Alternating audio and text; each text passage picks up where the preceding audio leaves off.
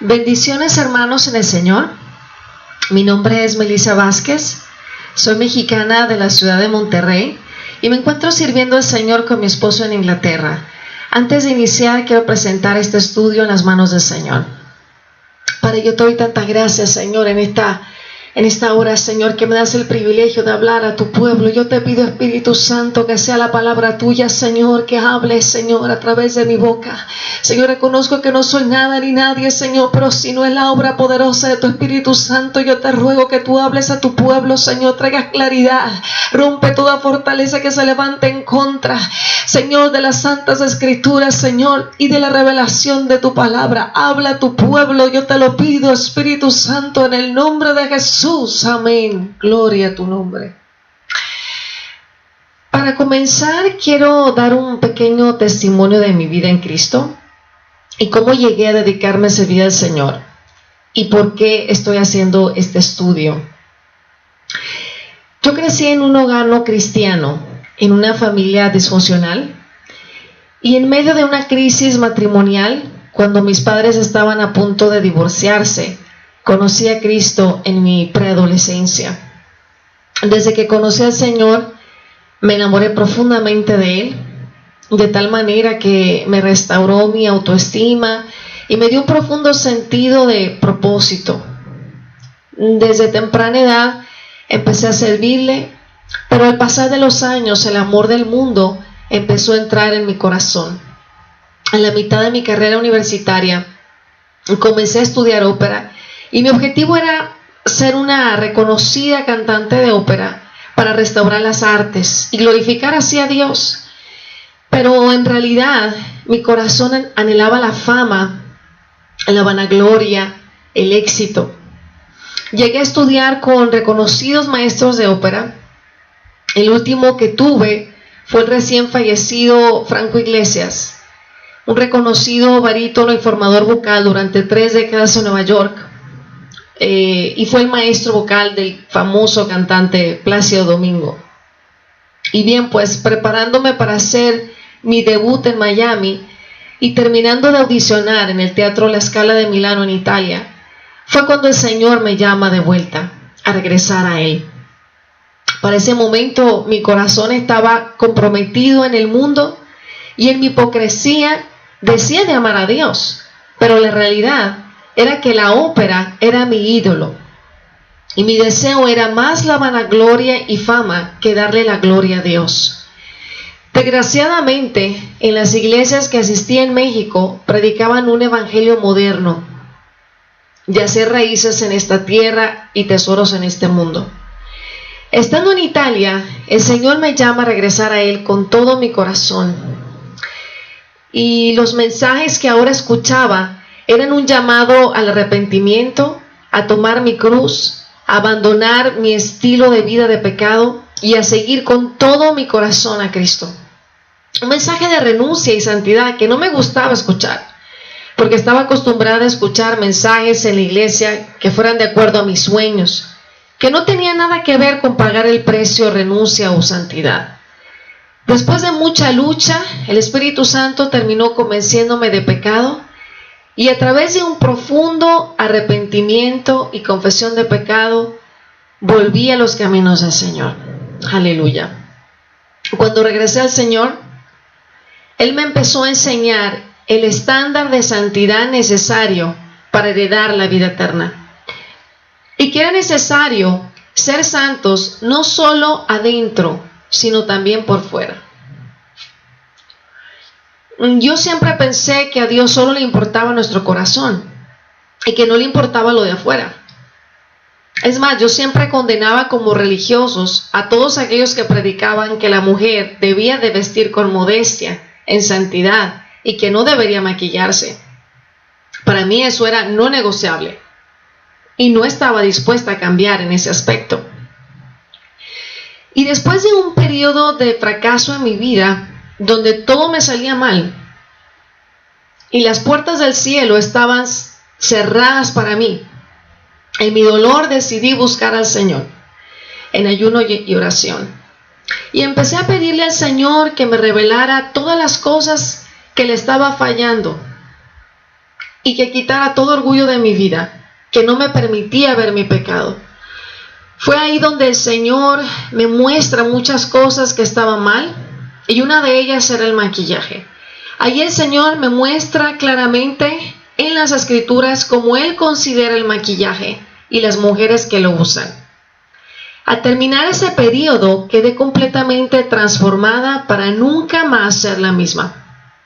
Este estudio, mi amada hermana, te abrirá los ojos de tu entendimiento, traerá claridad en tu percepción de las Escrituras en cuanto a este tema, y traerá una completa liberación a tu alma si estás dispuesta a que el Espíritu Santo trabaje en tu vida.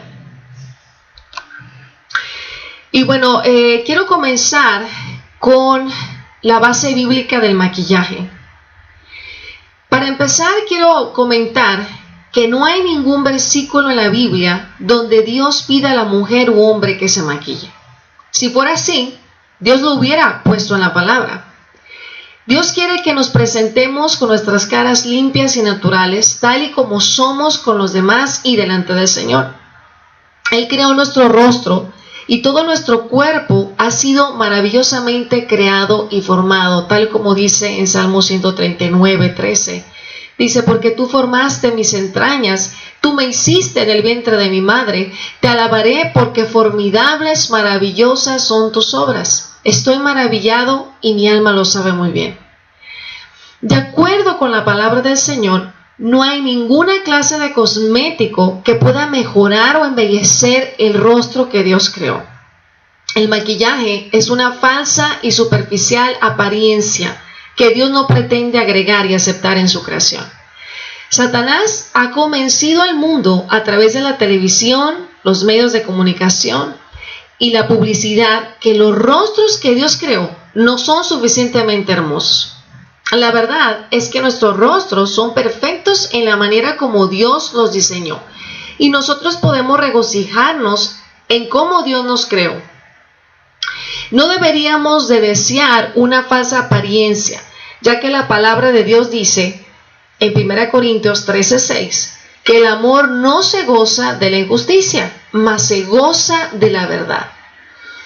El amor no se regocija en una falsa y superficial apariencia, sino en un rostro natural y verdadero que viene de Dios.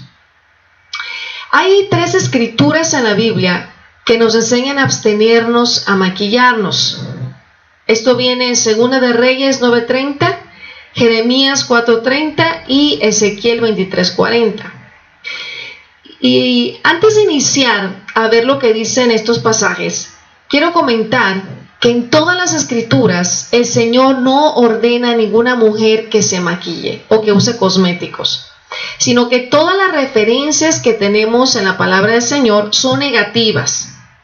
Vamos a empezar con este pasaje en 2 de Reyes 9:30. En este pasaje habla de Jezabel, que para conocer más la vida de Jezabel la tenemos en 1 de Reyes capítulos del 18 al 21. Ella era hija del rey de Sidón, una ciudad en el Líbano que aparece con frecuencia en las noticias en estos días. Era la esposa del rey Acab de Israel, el reino del norte, y se la conoce de manera especial por haber adorado al dios Baal, popular en Israel. Los sidonios tenían una religión depravada en la que se destacaban las lascivas orgías relacionadas con la diosa Astoret. Por permitir que los sidonios permaneciesen entre ellos, los israelitas finalmente fueron entrampados en la adoración de sus dioses falsos. Algunas de las esposas extranjeras con las que Salomón se casó eran sidonias, lo que hizo que el rey siguiese tras la repugnante diosa de la fertilidad, Astoret. Esto viene en 1 Reyes 11, 4 al 6 y 2 Reyes 23, 13. El rey Acab también hizo lo que era malo a los ojos de Jehová, al casarse con Jezabel, la hija de un rey sidonio. Jezabel, a su vez, fomentó celosamente la adoración falsa en Israel. Baal era el dios de la fertilidad y su adoración incluía prácticas inmorales y depravadas, entregándose a los placeres, diversiones carnales y al vicio. Había prostitutas en el templo, tanto hombres como mujeres relacionados con la adoración de Baal. Fue precisamente Jezabel la que hizo que se extendiese esta adoración degradante entre las 10 tribus de Israel, hasta que se convirtió en una de las religiones populares de aquella época. Ella misma apoyaba a más de 800 profetas de Baal que comían a su mesa. Ella era una asesina de los profetas del Señor, eso viene en 1 Reyes 18:13, de Nabot también, una adoradora de ídolos, y también era una mujer que cometía fornicaciones y hechicerías, que eso viene en 2 Reyes 9:22. Ella es la persona que tenemos de ejemplo en la palabra del Señor que se maquillaba. Al momento de su juicio, en 2 Reyes 9:30, dice: vino después Jehú a Jezreel, y cuando Jezabel lo oyó, se pintó los ojos con antimonio y atavió su cabeza y se asomó por la ventana. Y ella se maquilló para seducirlo, como ella acostumbraba hacer. Como dice la palabra, que cometía fornicaciones y hechicerías relacionadas obviamente con la adoración a Baal, que como ya lo vimos está relacionado con todo esto, que al final no lo logró, no pudo seducirlo, porque el juicio de su muerte ya estaba decretado. Aquí está hablando una referencia negativa del maquillaje, porque se usaba para seducir a los hombres. Ahora vamos a otro pasaje. En Apocalipsis 2, del 20 al 21, dice: pero tengo unas pocas cosas contra ti, que toleras a esa mujer Jezabel, que se dice profetiza, enseñe y seduzca a mis siervos a fornicar y a cometer cosas sacrificadas a los ídolos, y le he dado tiempo para que se arrepienta, pero no quiere arrepentirse de su fornicación. Evidentemente, había en la iglesia de Tiatira una mujer que era una de las principales dirigentes, y Jesús la llama Jezabel. Como es natural, ese no es su nombre, pero nuestro Señor siempre llama a las personas de acuerdo con su manera de ser, comparándola con la mujer despiadada, inmoral y seductora del Antiguo Testamento. Tiatira, que se encontraba situada a unos 35 millas al sureste de Pérgamo, era una ciudad bastante pequeña, pero era un activo centro comercial. Se encontraba en una de las principales arterias del Imperio Romano, y debido a ello, muchos sindicatos que se habían establecido en esta ciudad. Todo el que trabajaba en ella era miembro de una de las profesiones. Había carpinteros, tintoreros, vendedores de mercancía, los que fabricaban tiendas, etc. Resultaba difícil ganarse la vida como cristiano en Tiatira sin pertenecer a la unión de trabajadores. Este es un factor que tendrá mucho que ver con la interpretación de esta carta. Esta Jezabel de Tiatira se llama a sí misma profetisa. Ahora, no hay nada de malo en ser mujer profetisa, sino su enseñanza, puesto que hubo otras mujeres profetisas en la Biblia. Pero el problema de esta Jezabel era que era una falsa profetisa. Nuestro Señor deja claro cuál era su falsa enseñanza, ya que enseñaba que no tenía nada de malo que los cristianos participaran en inmoralidades sexuales y en idolatría. Como ya lo habíamos comentado, que dentro de la ciudad de Tiatira había sindicatos, unión de trabajadores, y todos los que vivían en esa ciudad, para poder ejercer una profesión o trabajar, necesitaban formar parte del sindicato. Y para tener el sello de aprobación de este, se necesitaba que los candidatos fueran a uno de los templos paganos y tenían que hacer alguna de estas cosas. Uno, ofrendarle algo al dios de ese templo, o acostarse con una prostituta del templo. Y eso involucraba fornicación u adulterio. Las reuniones de los sindicatos estaban dedicadas a sensualidades libertinas, que estaban relacionadas con la adoración de los ídolos eróticos del mundo griego. Estos sindicatos se reunían con frecuencia y lo hacían para comer juntos, y esa comida era al menos en parte una ceremonia religiosa. Posiblemente se reunían en un templo pagano y seguramente empezaría con una libación a los dioses, y la comida misma consistiría principalmente de carne ofrecida a los ídolos. La postura oficial de la iglesia significaba que un cristiano no podía asistir a semejante comida. Este era el problema con el que se tenían que enfrentar estos cristianos de Tiatira. Para poder ganarse la vida, tenían que pertenecer a uno de estos sindicatos. Pero el asistir a las reuniones de dicho gremio representaba involucrarse o verse terriblemente presionados a participar en la adoración de ídolos y la fornicación. Así que tenían que tomar una decisión, y resultaba por eso difícil vivir en Tiatira por este motivo.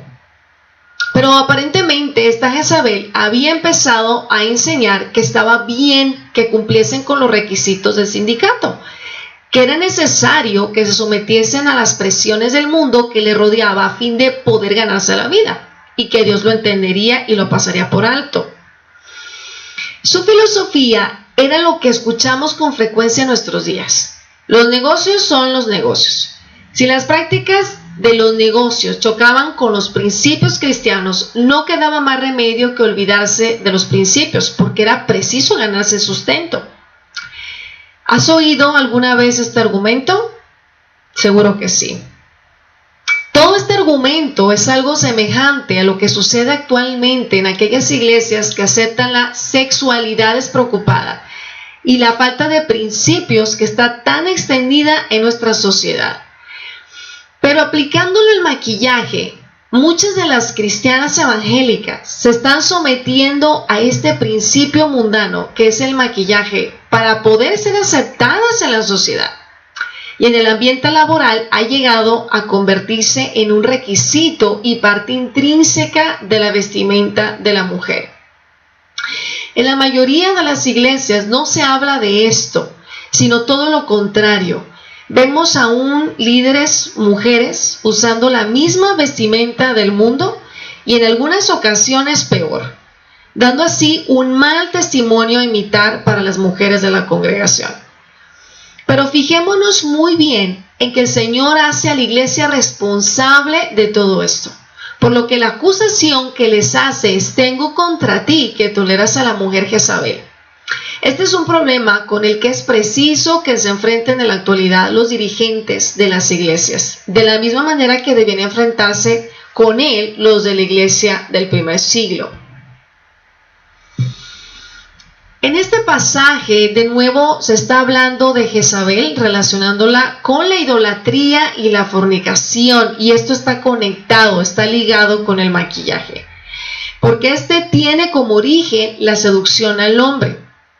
Ahora, esta afirmación es un poco fuerte, porque uno pudiera decir: bueno, yo no me pinto, yo no me maquillo para seducir a los hombres, sino pues para lucir más bonita o más arreglada. Que la mayoría de nosotras nos identificamos con esta motivación. Sin embargo, el origen del maquillaje es completamente pagano.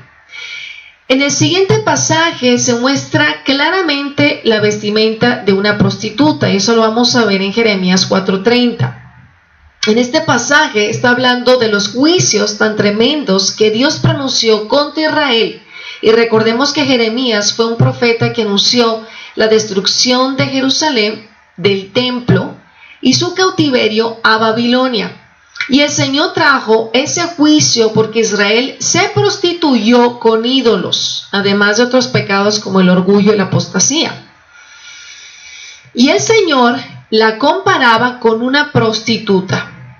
En el pasaje Jeremías 4:30, hablando de la destrucción que venía a Jerusalén, dice así. Esta es en la versión Reina Valera, 1960. Y tú, destruida, ¿qué harás? Aunque te vistas de grana, aunque te adornes con atavíos de oro, aunque pintes con antimonio tus ojos, en vano te engalanas. te menospreciarán tus amantes, buscarán tu vida. Y ahora voy a leerla en la Nueva Traducción Viviente y dice así: ¿qué es lo que haces, tú que has sido saqueado? ¿Por qué te vistes de ropas hermosas y te pones joyas de oro? ¿Por qué te resaltas los ojos con rímel? Arreglarte así de nada te servirá. Los aliados que fueron tus amantes te desprecian y buscan tu muerte. Aquí el Señor la compara con una prostituta que para seducir a sus amantes se maquillaba, se adornaba. Aquí nuevamente relaciona el maquillaje con la seducción, la fornicación. Y cuando el Señor habla en la Biblia acerca del maquillaje, lo relaciona así. Pues aquí vemos cómo Israel se estaba prostituyendo con sus amantes.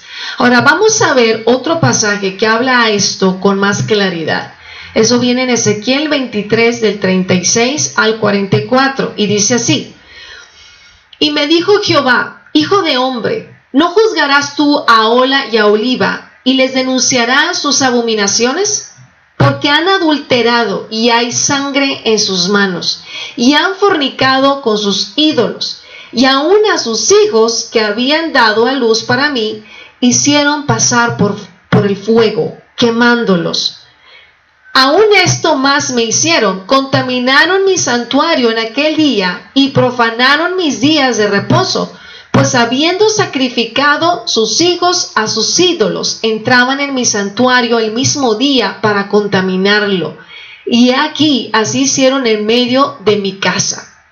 Además, enviaron por hombres que viniesen de lejos, a los cuales había sido enviado mensajero, y aquí vinieron, y por amor de ellos te lavaste, y pintaste tus ojos, y te ataviaste con adornos, y te sentaste sobre suntuoso estrado, y fue preparada mesa delante de él, y sobre ella pusiste mi incienso y mi aceite, y se oyó en ella voz de compañía que se solazaba con ella, y con los varones de la gente común fueron traídos los sabeos del desierto, y pusieron pulseras en sus manos, y bellas coronas sobre sus cabezas, y dije respecto de la envejecida en adulterios: ¿todavía cometerán fornicaciones con ella y ella con ellos?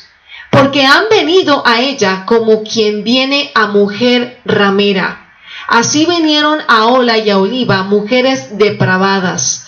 Por tanto, hombres justos las juzgarán por la ley de las adúlteras y por la ley de las que derraman sangre, porque son adúlteras y sangre hay en sus manos. En este pasaje habla claro acerca del pecado de adulterio y fornicación espiritual de Israel con sus ídolos y cómo contaminaban el santuario del Señor con sus pecados y abominaciones.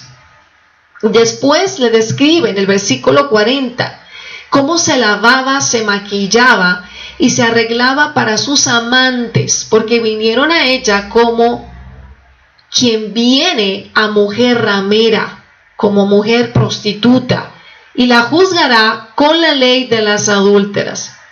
Así como una prostituta se lava, se arregla, se maquilla y se adorna para seducir a sus amantes, así Israel es comparada por el Señor por sus pecados de adulterio y fornicación. Una vez más vemos claramente que el maquillaje está relacionado con la seducción y fornicación, porque el Señor mismo afirma que esta práctica es típica de las rameras. Ahora, sé que es fuerte lo que estoy diciendo y que muchas de nosotras que nos maquillábamos lo hacíamos con otra intención, estoy de acuerdo, como por ejemplo agradar a nuestras parejas, vernos más lindas, más arregladas, pero no para seducir a los hombres. Es verdad eso, pero el origen del maquillaje es completamente pagano. Tal vez tú lo haces con otra intención, pero el origen es completamente pagano. Yo te invito, amada hermana, que sigas escuchando este mensaje.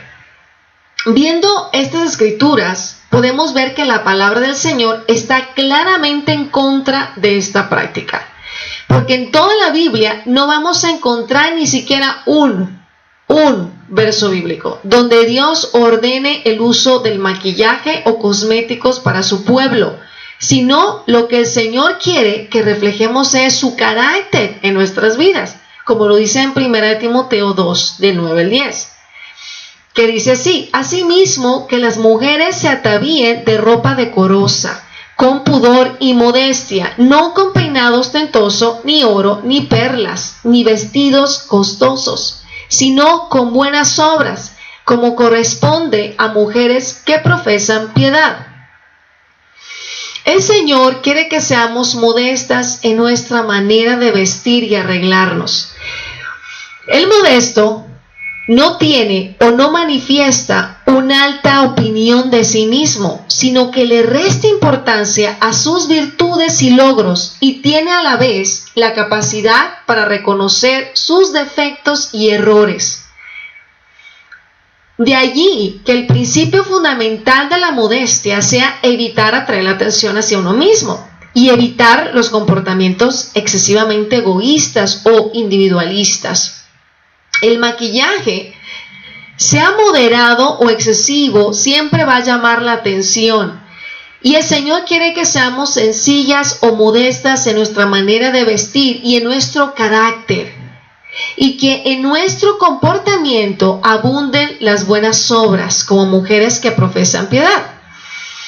Ahora vamos a ver otro pasaje que viene en 1 de Pedro 3, del 1 al 6, y dice así: Asimismo, vosotras, mujeres, estad sujetas a vuestros maridos, para que también los que no creen a la palabra sean ganados sin palabra por la conducta de sus esposas, considerando vuestra conducta casta y respetuosa.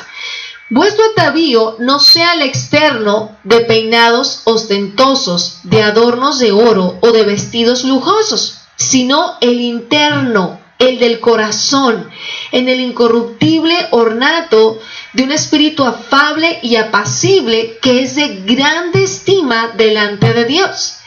Porque así también se ataviaban en otro tiempo aquellas santas mujeres que esperaban en Dios, estando sujetas a sus maridos, como Sara obedecía a Abraham llamándole Señor, de la cual vosotras habéis venido a ser hijas si hacéis el bien sin temer ninguna amenaza. Ahora, en este pasaje nos habla claro de cómo debemos adornarnos para lucir más bellas y agradables a Dios, que es con un espíritu tierno y tranquilo, porque así se adornaban las santas mujeres de Dios, a diferencia de las prostitutas o de la gente pagana, que como ya lo vimos anteriormente, usaban el maquillaje y ropa seductora para atraer a los hombres. Ahora, para aquellas hermanas que solo piensan que Dios ve el corazón y que lo de afuera no importa, no pueden estar más lejos de la realidad, porque el Señor nos llama en 1 de Pedro 2:9 un linaje escogido, real sacerdocio, nación santa, pueblo adquirido por Dios. Si somos un pueblo santo, tenemos que diferenciarnos en todos los aspectos al mundo. Y en 1 de Corintios 6, del 14 al 18, dice: no se asocien íntimamente con los que son incrédulos. ¿Cómo puede la justicia asociarse con la maldad? ¿Cómo puede la luz vivir con las tinieblas? ¿Qué armonía puede haber entre Cristo y el diablo? ¿Cómo puede un creyente asociarse con un incrédulo? ¿Y qué clase de unión puede haber entre el templo de Dios y los ídolos? Pues nosotros somos el templo del Dios viviente. Como dijo Dios: viviré en ellos y caminaré entre ellos. Yo seré su Dios y ellos serán mi pueblo. Por lo tanto, salgan de entre los incrédulos y apártense de ellos, dice el Señor. No toquen sus cosas inmundas y yo lo recibiré a ustedes. Y yo seré su padre y ustedes serán mis hijos e hijas, dice el Señor Todopoderoso. Y en 1 de Tesalonicenses 5:23 dice: y el mismo Dios de paz os santifique por completo, y todo vuestro ser, espíritu, alma y cuerpo sea guardado irreprensible para la venida de nuestro Señor Jesucristo. Aquí en este pasaje el apóstol Pablo habla claro que tenemos que ser santos no solo en el interior, mi amada hermana, sino que la santidad de adentro se debe de reflejar afuera. De tal manera que cualquiera que nos vea sepa que somos pueblo santo. Si realmente fuimos lavados por dentro, por fuera tenemos que estar limpios.